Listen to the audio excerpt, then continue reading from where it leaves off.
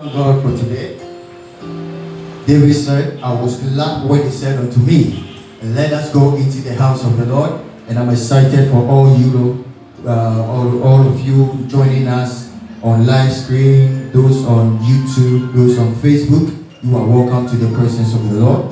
The Bible said, wherever two or more has gathered in his name, regardless of the distance, regardless of wherever you find yourself, God is in our midst. And I am hopeful that before this work goes to an end, God would have done something new for you in the name of Jesus.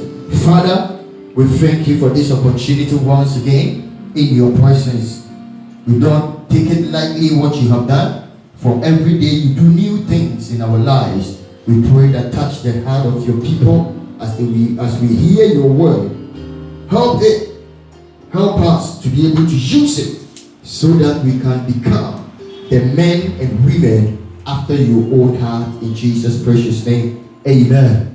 Amen. God bless you for joining us. You can invite your friends, share, leave a comment, subscribe to the YouTube channel, and you'll be a blessing. Amen. Good. Today God gave me a word for you, and it's going to be very short.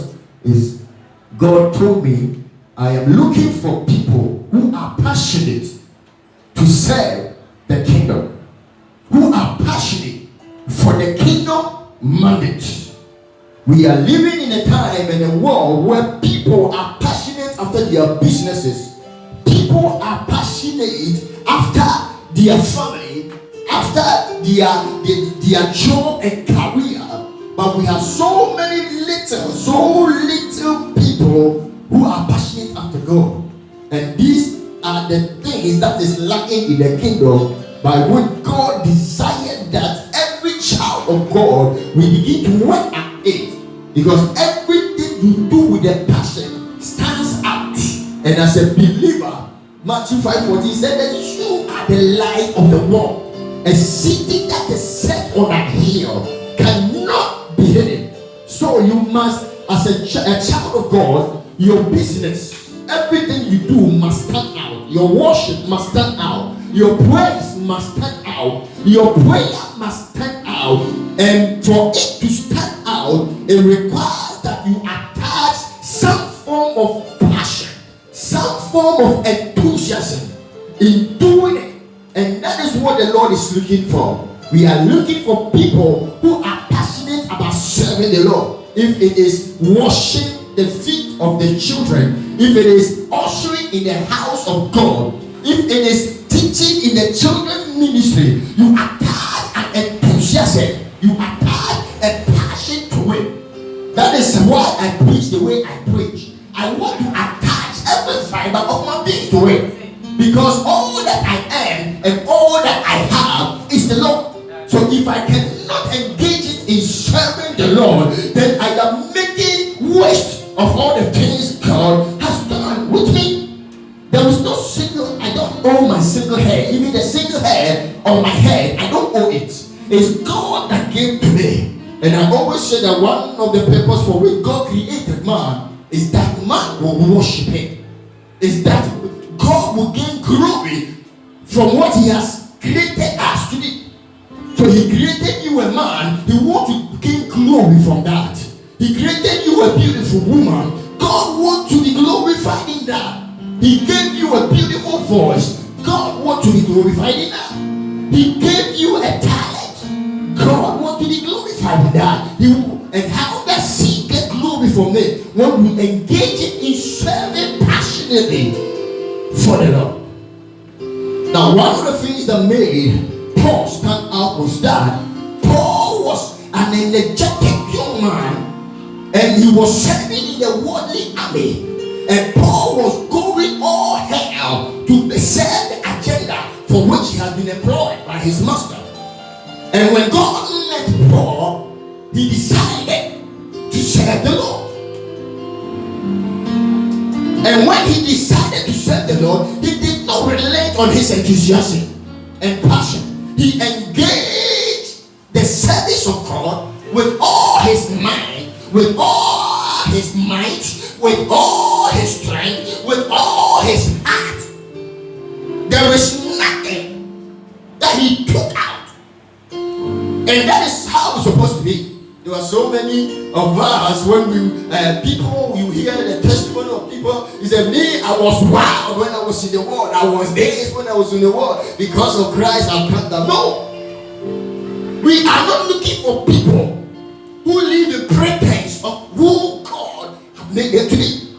So if God made you to be high and energetic, if he needs you in the service of God, in the kingdom of God, you must engage that same enthusiasm, that same passion in serving the Lord. That is how come Paul was able to do all this magnificent work he did for us in the scripture. Because he was full of passion and he was enthused about everything he was doing. And when God was speaking to me about this sermon, I said that yes, this is the one most needful to have. If you will have all your needs met in Christ Jesus, it is the one most needful. You see, one of the things, so many people will see me and say, hey, Pastor, are you related to Lord Kenya? I said, yes, he's my brother. He's my brother. And one of the things I love about Evangelist Lord Kenya is that, you see, he was so wild when he was in the world. And I was so excited when Christ called him, when his maker called him to be the ministry, the vineyard of the Lord. He engaged that same enthusiasm. If you go to the house of God and meet him, and he's leading worship, he's leading prayer, enthusiasm, he can cry out, he's shouting, he had his shirt loose, and everything. The same passion he had in the world. Same passion. What are you saying?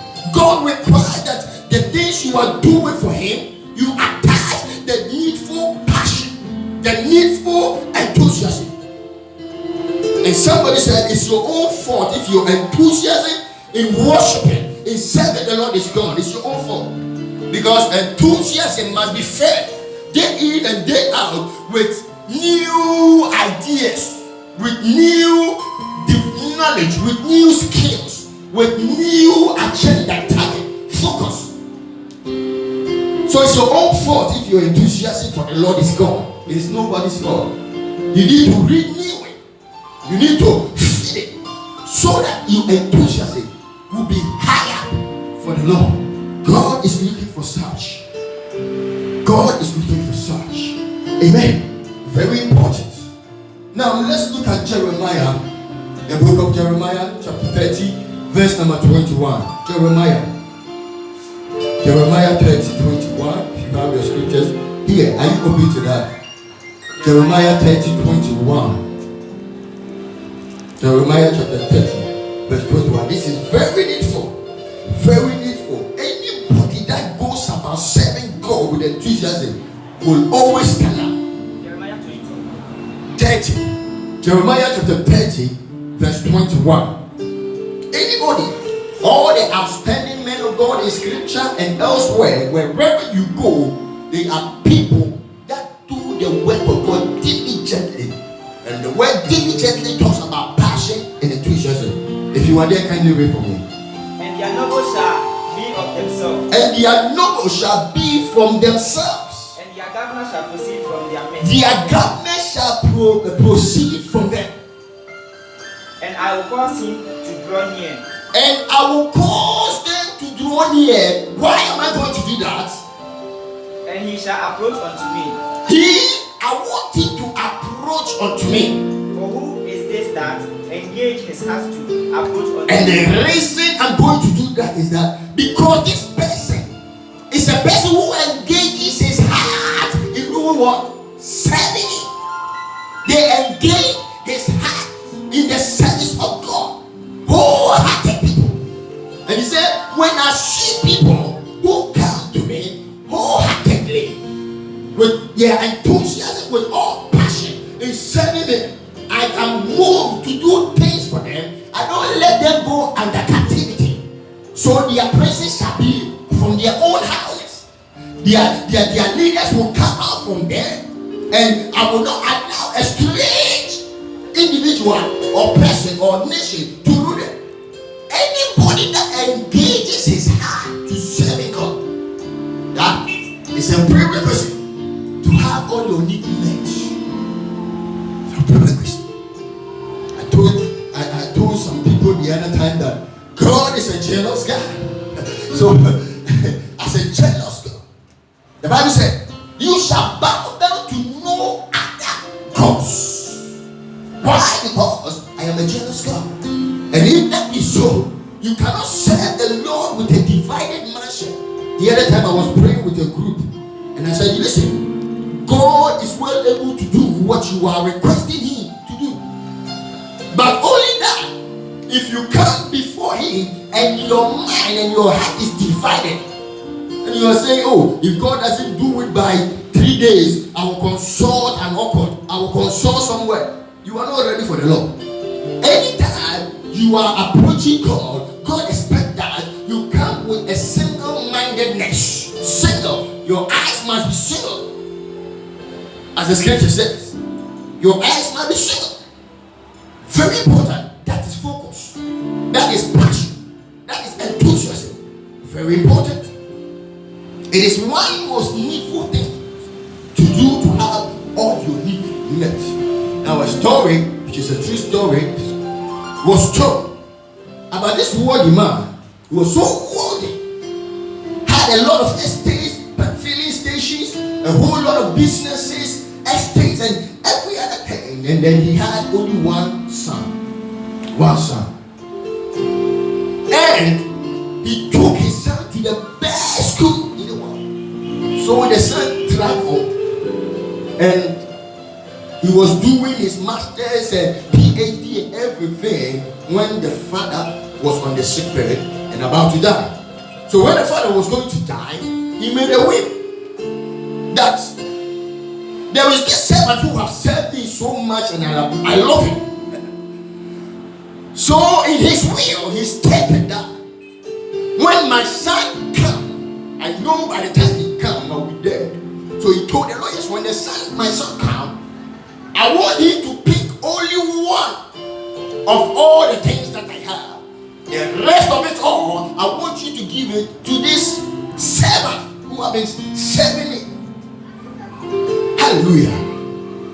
So they rang the guy, your father has passed. He came down and everything settled. The will was read, and he said, listen, all the estates, all the petrol stations, all the businesses and enterprises that your father is having, including the servant, your father is saying, I want you to choose one. You are entitled to choose but one.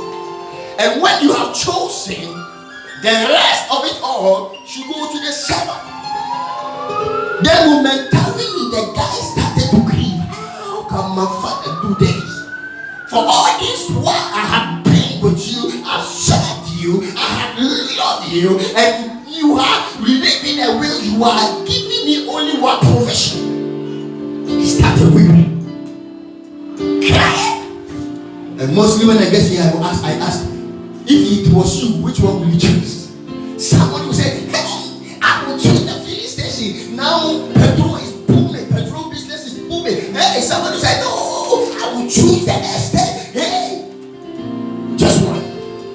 I got to think of it. All these things you want to give to your servant, but the son is entitled to just one. So after he went back, we went to meditate, pray, seek counsel from the Lord. And momentarily some idea broke, and this guy started to smile.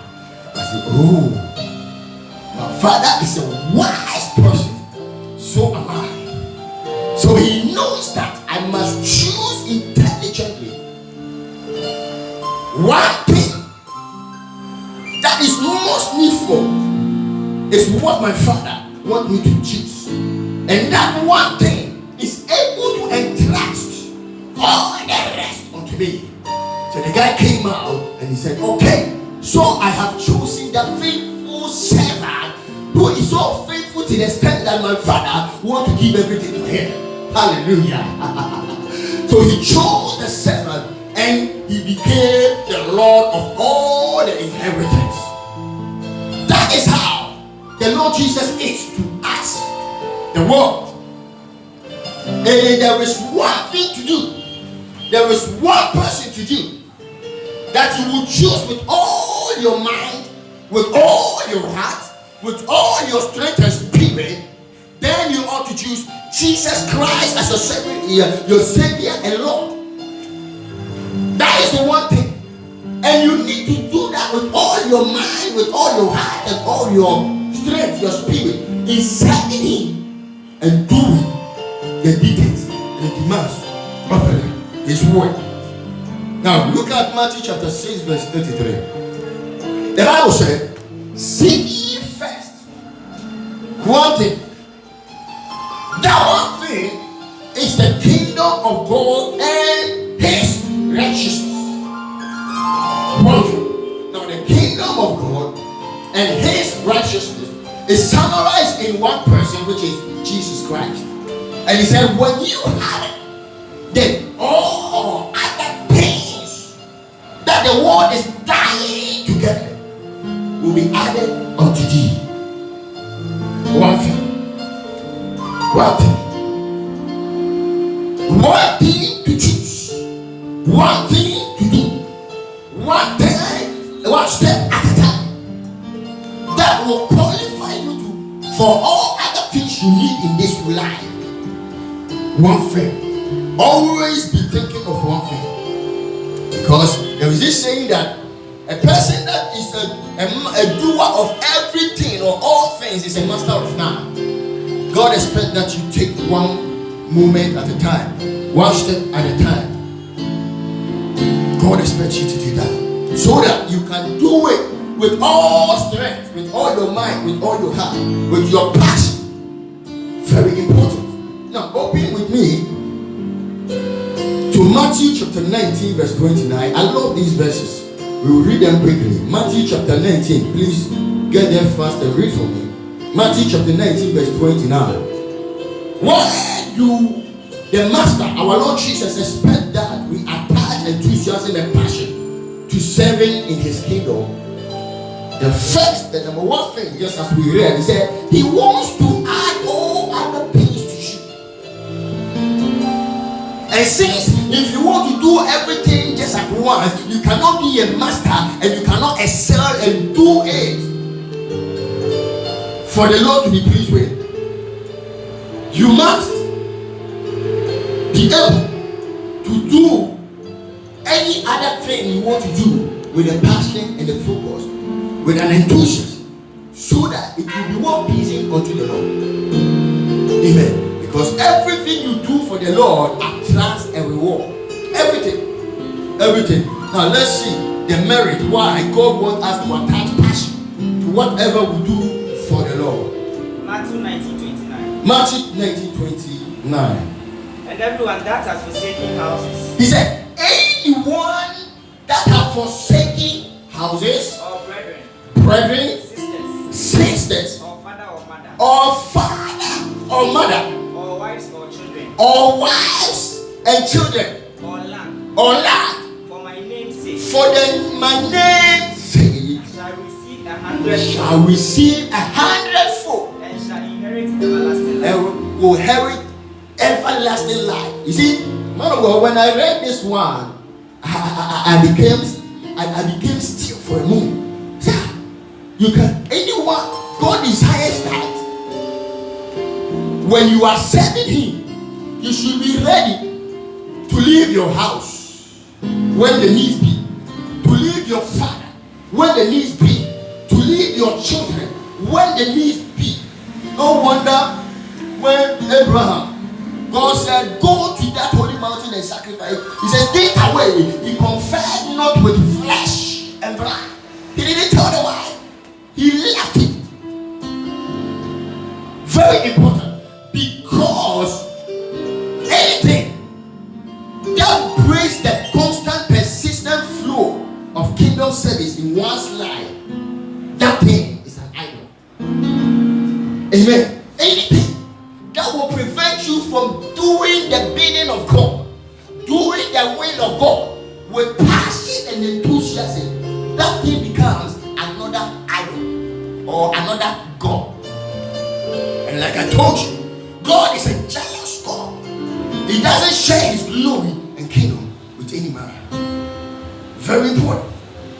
So straight away, he conferred not with flesh and blood.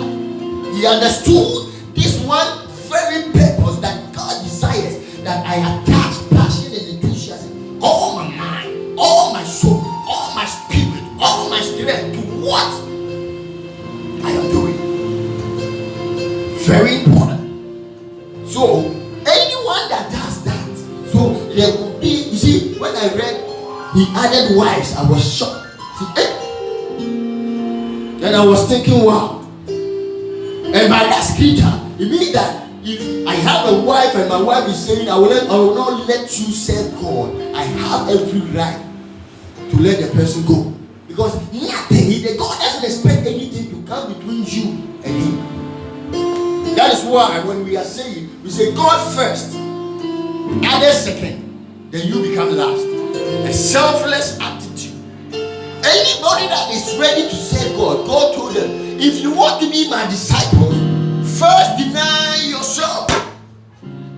Deny yourself. And be ready to carry your cross.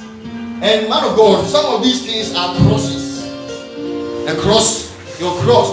Cross is something that can make you stumble and not fulfill the agenda of the Lord. That is a cross.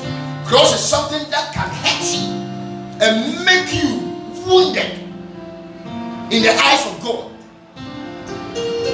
So, your house, there are so many people who are killing to have a house. So many people who are consulting demons to have children. There are so many people who are lying, and some are going for juju to get a wife, to attract a particular lady for a wife. So many people. So all these things are crosses. And if a person is not cut out for the Lord and have not denied himself in the service of God, all these things are potential pain that can become an idol. And it will make you miss the mark on the higher calling of the Lord Jesus Christ over your lives. So very importantly, Jesus, God was saying, you must be ready to let these go slide.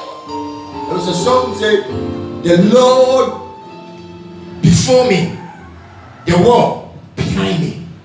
That is the attitude of a passionate kingdom service.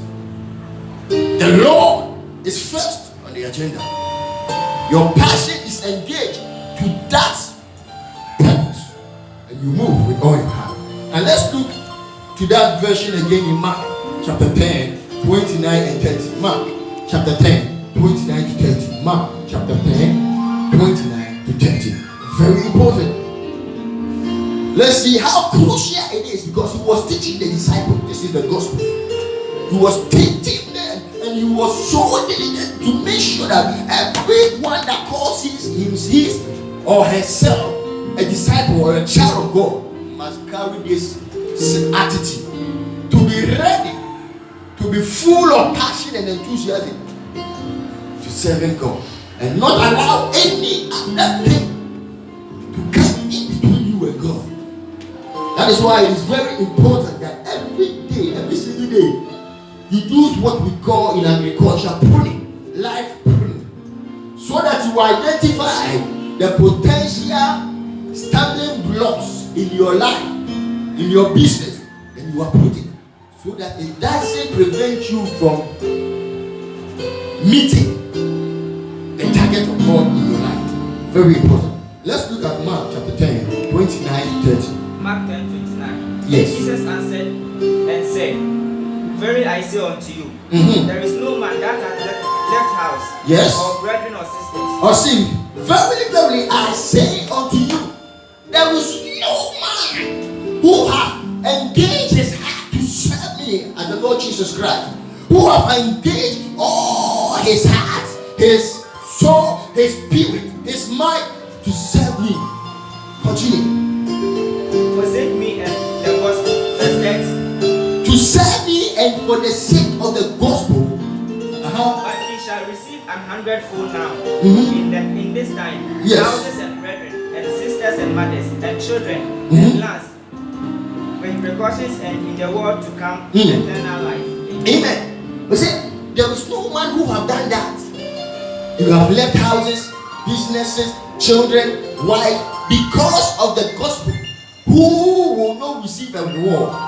All other things shall be added to him. Who will not receive that reward in this time and also in eternal life, the world to come? So there is a reward for you here and for a reward also for you then. Amen. That saying is also recorded in Luke chapter 18, 29 to 30. That is why in Philippians chapter 3 verse 8, he said, indeed, I count everything as lost because of the surpassing worth of knowing Christ Jesus my Lord. For his sake, I have suffered the loss of all things, and I count them as rubbish, in order that I may gain Christ. I say, for the sake of Christ Jesus, for the sake of the service of the kingdom, I am ready to lose everything. I am ready to count it as a rubbish, as a wasted, to throw it away, to make sure I follow after Christ and I fulfill his needs. This is very important, and that should be our attitude as children of God. And anybody who engages his heart in that dimension, you will never go unrewarded. My papa, Pastor Ransford, will always say, you can never outgive God. Anything you do for God, He will make sure you receive it 1,000-fold. Amen. Press down, shake it together, and hand it over. He will cause men to give to your bosom. That is the God in Himself. So I'm encouraging somebody under the sound of my voice to engage, love to serve the Lord, love to do something in the house of God. Don't come and just sit down and go. Come and participate in the service, the activities of God. Wholeheartedly, whatever you are doing, do it as unto God. Whatever you are doing, do it with passion. Whatever you are doing, engage your enthusiasm. That is the prerequisite for your reward. May God reward you, somebody. May God uplift you. May He crown with you with a crown of glory, because your heart is of the Lord. God bless you. I am the prophetic apostle, Reverend Trahini Nelson Daniel of Adansi CCC Dumprasi. I want you to enjoy the message, be changed by it, and live to fulfill the will of God. Subscribe to our YouTube channel. You can follow me on Facebook, and you will always be a blessing. God bless you in Jesus' name. Shall we pray? Father, we thank you for your word. We cannot do it without your spirit. We therefore pray your strength over each one of us that have heard your word, so that we can be able to live thereby to fulfill your will. In Jesus' name. Amen. Amen. God bless you. God bless you. Amen. We have closed.